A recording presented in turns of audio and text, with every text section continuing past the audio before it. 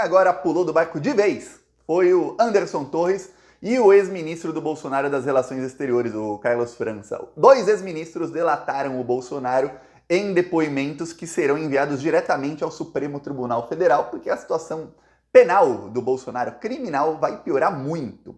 O Anderson Torres prestou um depoimento ao Tribunal Superior Eleitoral, ao TSE, o Carlos França também, no âmbito desse julgamento que vai tornar o Bolsonaro inelegível, o julgamento aí da reunião que o Bolsonaro fez com embaixadores. Aí você fala, Thiago, mas um depoimento no TSE? Porém, o corregedor Benedito Gonçalves já falou, todas as provas do depoimento serão enviadas diretamente ao STF, à PGR e ao TCU. E o depoimento do Anderson Torres, mas foi uma bomba mesmo. Assim, ele não precisa nem depor novamente e confirmar o que ele falou, porque ele já fez o depoimento, então o que está escrito ali, a fala dele já está valendo. Mas é uma delação daquela, delação sem prêmio, porque ele nem fez delação assim em troca de alguma coisa. Ele simplesmente jogou o Bolsonaro aos leões aí no caso, que é o pior dos casos para o Bolsonaro. Vamos lembrar, tem investigação no STF sobre os atentados terroristas do dia 8 de janeiro. O Anderson Torres ficou preso meses por conta disso, ele soprou alguma coisa ali para a Polícia Federal e acabou solto depois de uma operação ali que pegou alguns dos financiadores. Foi solto poucas horas depois disso. Ok. Aí o que acontece? Depois que foi solto, Anderson Torres foi ao TSE. Indo ao TSE, perguntam ao Anderson Torres sobre a reunião com embaixadores, sobre o contexto daquilo tudo mais. Lembrando, o voto do ministro relator, que vai ser acompanhado aí por muitos dos outros ministros e vai para o STF esse voto, e a decisão vai para o STF, diz o seguinte, aquela reunião do Bolsonaro com os embaixadores faz parte do roteiro do golpe. O roteiro do golpe era o quê? Primeiro, desacreditar as urnas, depois, segundo, atacar a democracia com todas as forças, e terceiro, caso perdesse a eleição, usar os argumentos que estavam sendo plantados nos meses anteriores à eleição, que é o ataque às urnas e o ataque direto à democracia, para dar um golpe de Estado, incentivando as pessoas a participarem desse golpe. Isso tudo foi feito. A gente sabe, é só lembrar do que aconteceu aí nos últimos 12, 13 meses no Brasil, até mais que isso, 1 ano e meio. O Bolsonaro começou a atacar as urnas mais de um ano antes da eleição. Tá, o que acontece? Acontece que, no contexto disso, a defesa do Bolsonaro está tentando salvá-lo da prisão, falando o seguinte, não, olha, o Bolsonaro, ele não incentivou ninguém, a ir para cima ali do STF, a invadir a Praça dos Três Poderes, a depredar as coisas, a tentar dar golpe de Estado, de jeito nenhum. Bolsonaro perdeu a eleição e ele ficou recluso, calado no Palácio do Alvorada, não falou nada. Se as pessoas colocaram coisas aí na cabeça delas, a culpa é delas, não foi o Bolsonaro. Obviamente, que qualquer pessoa, mas é um argumento burro da defesa do Bolsonaro. Eu não consigo nem imaginar qual argumento poderia usar a defesa, mas esse é um dos mais burros possíveis. Se é para mentir, pelo menos usa um argumento mentiroso aí melhor do que esse. Tá, o que acontece? Acontece que qualquer pessoa sabe, olha, o Bolsonaro, como presidente da República, sabendo que todas as falas dele saíam na imprensa, saiu na primeira página de jornais, que é o presidente da República falando, uma autoridade, a autoridade máxima do país, sabendo que ele tinha poder de presidente da República, além das falas dele, ele ainda fez a reunião com embaixadores, fez uma live 1 ano antes dessa reunião, tudo mais, desacreditando as urnas. Então ele sabe que os apoiadores dele passaram a não acreditar nas urnas eletrônicas. Então ele sabe que quanto mais ele incentiva as pessoas a não acreditarem nas urnas, maior a chance de que depois de uma derrota dele, esses apoiadores se revoltem e tentem alguma coisa. O maior beneficiário do golpe era ele, Bolsonaro. Ninguém estava pedindo, nossa, queremos anular a eleição do Lula e queremos como presidente o Zema. Não, queria o Bolsonaro no poder. Era intervenção militar com o Bolsonaro no poder. Pois bem, eis que Anderson Torres presta depoimento. E o Bolsonaro, na reunião com embaixadores, o Bolsonaro disse o seguinte, olha, eu não sei o que vocês aí, observadores internacionais, vão fazer, tá ok? Porque essa urna não tem auditoria. Vocês vão observar o quê se não tem o que observar? E essa urna, ela é falha. Quem diz isso é um relatório da Polícia Federal. Eu pedi um relatório, a Polícia Federal fez um relatório de que a urna é falha. Não dá, tá.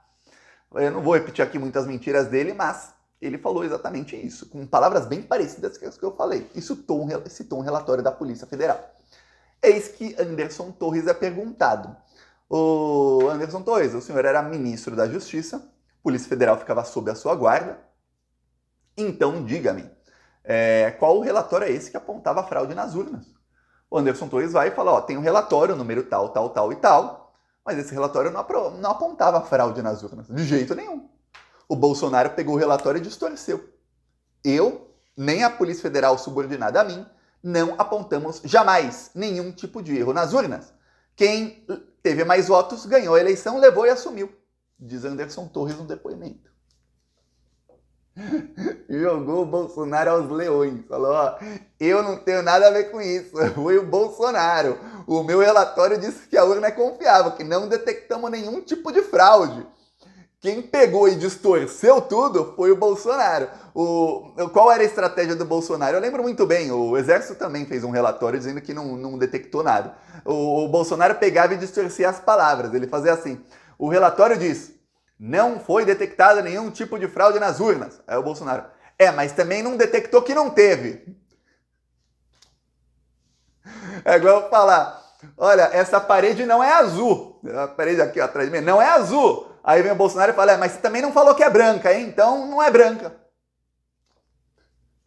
Se não é azul, pode ser qualquer outra coisa. Também não é branca, você não disse que é branca. É isso, a interpretação do Bolsonaro do relatório da Polícia Federal. E o Anderson Torres, no depoimento, deixou isso claríssimo. Quem fez tudo foi o Bolsonaro. Ou seja, o que o Anderson Torres está tentando fazer, a defesa dele, é o seguinte. É falar, em algumas coisas, eu sei, você sabe que o Anderson Torres tem muita culpa no cartório. Mas assim, nessas coisas, ok. Nessa parte aí que é o incentivo maior, que é ali a mentoria desses atos desde o começo, desde mais de 1 ano e meio antes dos atos terroristas, já estava disseminando fake news, o Bolsonaro. Então a mentoria toda e quem incentivou aquela horda fascista a fazer aquilo foi o Bolsonaro, com as palavras dele. Eu não, no que dependeu de mim, eu falei que as urnas não tinha fraude nenhuma, não. Jogou o Bolsonaro aos leões. O Anderson Torres também, ele falou que não ia falar nada quando fosse na CPI do dia 8 de janeiro. Então, foi convocado a CPI, ele disse, não vou falar nada. Porém, mudou de opinião. Disse, não, vou falar sim, vou responder as perguntas todas. Pergunte o que quiser que eu falo. Eu vou falar uma coisa, a CPI não está engajando muito, não. Primeiro, os deputados com maior alcance da esquerda ficaram de fora da CPI, que já é um problema. Isso é um problemão. Então não está engajando muito na esquerda essa CPI. Tiraram o Lindbergh, não está o Boulos, quer dizer, os dois com maior alcance não estão. Mas aí você fica... Segundo, tem muito deputado que vai lá, do centro, da esquerda, que vai lá, fica 15 minutos, senador também, fica lá 15 minutos, e não faz uma pergunta. Quer dizer, o cara literalmente vai lá só para fazer VT e aparecer. Literalmente. Tá lá um bolsominion na tua frente, você pode perguntar o que você quiser, você pode fazer o cara cair em contradição, você pode, assim, não precisa ser um Einstein, um gênio, para você conseguir arrancar daquele coronel Lawand que foi abandonado até pelos bolsominions, o coronel Naime, os outros. Não precisa ser um gênio para você fazer esse cara cair em contradição e gaguejar e ficar todo ferrado. Não precisa. Mas não, vai lá, parlamentar de esquerda, fica 15 minutos falando... Teve vídeo aí que eu vi, que eu assisti 4, 5 minutos, eu falei, pai, não vai perguntar nada? Aí eu fui pulando o vídeo, né? Pulando 10 segundos, pulando mais 10, mais... Eu falei, pô, o cara falou 15 minutos. Aí que tá, né? Ninguém começou a engajar muito com a CPMI. Inclusive, no termo CPMI nas redes sociais, tá uma lavada, tá? 70% a 80% de interação, dependendo da rede, pró-bolsonarista. E os bolsonaristas ali tomando a discussão. Tá, mas o Anderson Torres vai lá, eu não acredito que o Anderson Torres vai lá e vai entregar o Bolsonaro em tudo, não. Mas se os parlamentares, olha, eu vou falar isso, esse pessoal bolsonarista é burro. É o que eu tô falando, não precisa ser um gênio para fazer os caras caírem em contradição. Primeiro que eles estão errados. Quando a pessoa tá errada, ela começa a cair em contradição, mesmo se a pessoa, a não ser que precisa de um gênio, mas vai cair em contradição. Mas quando, ainda mais a pessoa que tá errada e é mentiroso compulsivo. Aí quando a pessoa, além de estar errada, ainda é uma pessoa burra, é muito fácil. Então eu espero que no depoimento do Anderson Torres peguem ele de jeito. Mas ele disse agora que vai responder tudo. Duvido que vá assim, tá com tudo pra cima do Bolsonaro, mas em muita coisa. Assim como nesse depoimento aí pra Polícia Federal, ele vai entregar o Bolsonaro, mas de bandeja, assim, ó, gente, Se para eu me salvar e eu não ficar preso muito tempo, eu tiver que entregar o Bolsonaro numa bandeja, a minha única pergunta é o seguinte: vocês querem uma bandeja de prata, de ouro, de alumínio, de plástico? Como que é a bandeja? Tá aqui, ó. Tá aqui. É assim que tá o Anderson Torres nesse exato momento.